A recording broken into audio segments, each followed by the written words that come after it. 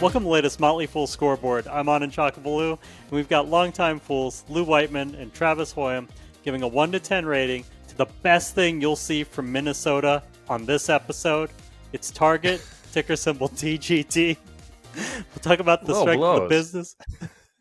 Talk about the strength of the Target's business first, including factors like industry and competition. A 10 is invincible. A 1 is hopeless. Travis is at a 7. Lou, you're at a 6. And definitely you're right on, because I'd give Travis a 5 tops, right? Okay. So Target is a big name in retail, 2,000 stores, whatever. And that is a strength. Look, they are a go-to destination for a whole range of goods, from clothing to household items to even groceries. The issue is they aren't really the go-to destination for any of those things. And while they enjoyed a period where they were sort of a premium destination for non-premium goods, the Target era, that was fleeting. So now I'm kind of torn between thinking of this as both as an established powerhouse and really nothing special that can't be replaced or you can't find elsewhere. So I end up kind of slightly glass half full on potential, which is a 6. I'll go slightly higher, which I don't really disagree with anything that Lou said. I think strategically, they're sitting in a really good spot. They've got really valuable real estate, big footprints in urban areas. That should be a really good position to be when you're competing against, Amazon trying to get deliveries to people's doors faster. The problem is they've kind of lost their way, and that's affecting both the internal culture. I live here in the Minneapolis area. I just see that not only with the people that I know personally that work at Target, but just kind of with what's going on at Target. And then the perception from the outside with everything that's happened over the last 18 months or so. There's a lot of problems at Target, and, the leadership, will get to them, but they have not really handled that particularly well, which is a big reason that revenue has started to slide a little bit, despite the fact that they're in a pretty good spot with doing delivery and all these kinds of these other things that they've introduced over the past few years. To be clear, Travis lives in Minnesota as we're taping. I think once the rest of these scores come out, he might have some trouble with his investing neighbors and Target employees. Let's talk about management. A 10 is Warren Buffett. A 1 is Homer Simpson. Travis, you're at a 1, and Lou, you're at a 3. Yeah, so I'm the favorable guy. Okay, Brian Cornell took over in 2014, and it's fair to say, shall we say, it's been a kind of a wild ride. Late 2021, the stock was up like 300% during his tenure. But look, we've given that up now and more, losing to the S&P 500, I think, by over nearly 150 percentage points now.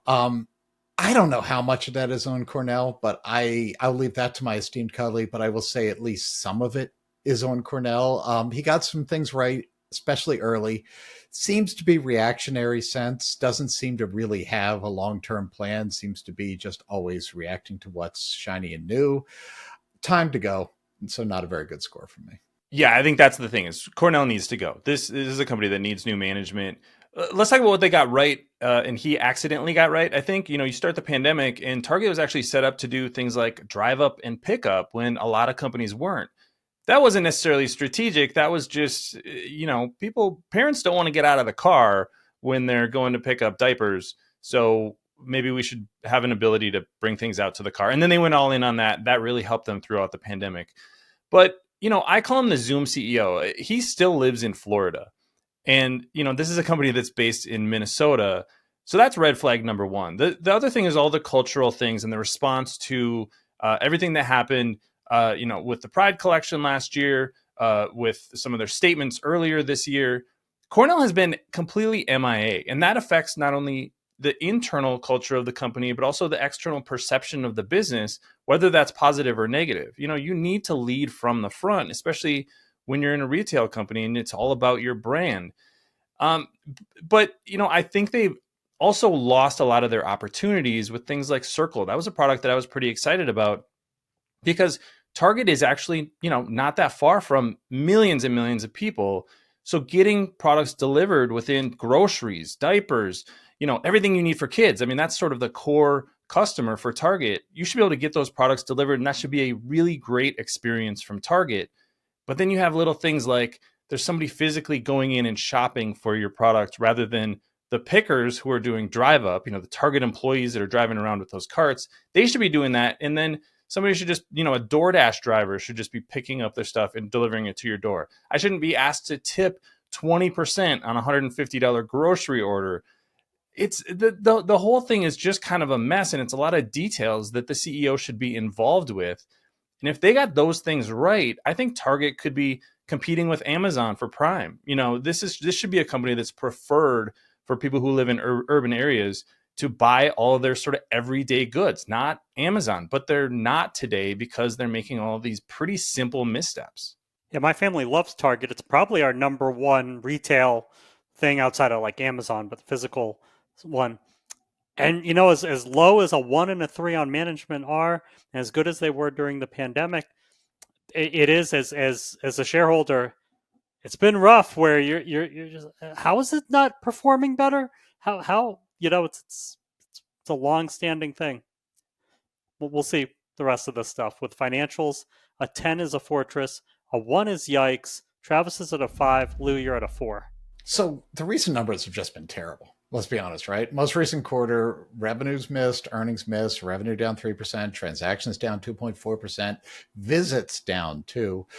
This is a continuation of a trend. So this is just everything Travis was talking about. Balance sheet looks okay to me. Not wow, not a danger. Company gets some points for just being a cash return story. The share count is down. Dividend looks pretty safe to me. So not terrible, but a lot of work to do. A 4. Yeah, I'm just slightly higher. I do think the fundamentals are actually okay. A little bit of the revenue decline over the past year has to be because of some of these temporary issues, post-pandemic normalization. Here's a strange fact. Target actually has a higher compound annual growth rate since 2015 than Walmart does. I mean, that goes against the narrative that we've gotten. And the short-term story is a little bit different. But, long-term, this is still a company that should be headed in a positive direction. I'm not screaming from the rooftop that this is, the best run, the best financials of a company, but I do think you see sort of the foundation that they could build off of if they get potentially new management. What was the CAGR on, Travis? The one that Target beats Walmart on? Target has a compound annual growth rate of 4.0%, and Walmart has a compound annual growth rate of 3.9%. That's since 2015. On income? No, revenue. Got it. All right, let's talk valuation, Travis.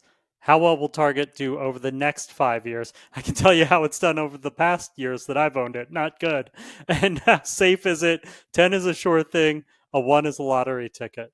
Yeah, look, as negative as we've been and as negative as the market has been on Target, I have to think this is something near a low point from a valuation perspective. The price earnings multiple isn't much over 10 right now. That should be a phenomenal valuation. So I actually went pretty high with the expectations, 10 to 15%. And I said the safety score is 6. Look, retail is really competitive, but there are a lot of companies that I would think are going to be in trouble before Target. So, I don't think they're going anywhere. The floor is relatively low.